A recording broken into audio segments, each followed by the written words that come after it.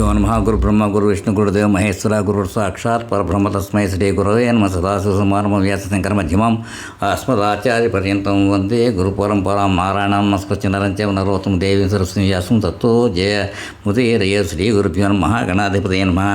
ఈరోజు ఒక చక్కటి త్యాగరాజ కృతిని ఇవాళ ముందర కొంచెం మాటలు వినిపించి కొంచెం కొద్ది పాడి తర్వాత బయలు మీద వాయిద్దాం అని చెప్పి అనుకుంటున్నాను.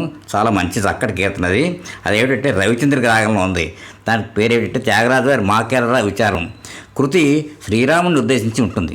భక్తులైన మనుషులు విచారించవలసిన అవసరం ఏమిటి? ఎందుకంటే భక్తులందరినీ తన ఆటలో పావుల్లాగా ఆడిస్తూ లోకానికి వినోదం కలిగించే నాటకాన్ని దాని సూత్రాలను చేతిలో పట్టుకుని గతి తప్పకుండా ఆడిస్తున్నావు కదా అని భగవంతుని ప్రశ్నిస్తుంది ఈ కృతి. కృతి వివరాలు ఏమిటంటే త్యాగరాజ వైభవం. ఈ కృతిలో త్యాగరాజు గారు భక్తులకు శ్రీరాముడిపై భరోసా ఇవ్వడమే కాకుండా భగవంతుని సృష్ట్యాది శక్తిని నాటకంతో పోలుస్తూ ఆయన లీలను వర్ణిస్తారు. పల్లవి మాకేలర విచారము మరుగన్న శ్రీరామచంద్ర మాకేలర అని పల్లవి ఉంటుంది.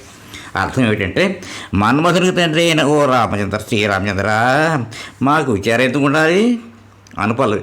సకేత రాజకుమార సద్భక్తమందర శ్రీకర మాకేలర విచారము అనే అనుపల్లవి ఉంటుంది.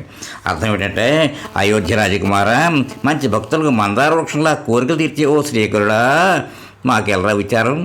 చరణం జతగూర్చి నాటక సూత్రమును జగమెల్లమెచ్చగా కరమున నీడి గతి తప్పక చేవు సుమి నత త్యాగరాజ గిరీశ వినూత మాకెల్లరా అని చరణం ఉంటుంది. అర్థం ఏంటంటే ప్రపంచమంతా మెచ్చుకునేలా నాటకంలోని అన్ని భాగాలను అంటే సూత్రములు కలిపి తన చేతిలో పట్టుకుని గతి తప్పకుండా ఆడిస్తున్నావు కదా. ఈ కృతి ద్వారా త్యాగరాజు గారు భగవంతునిపై సంపూర్ణ విశ్వాసాన్ని ప్రకటించారు.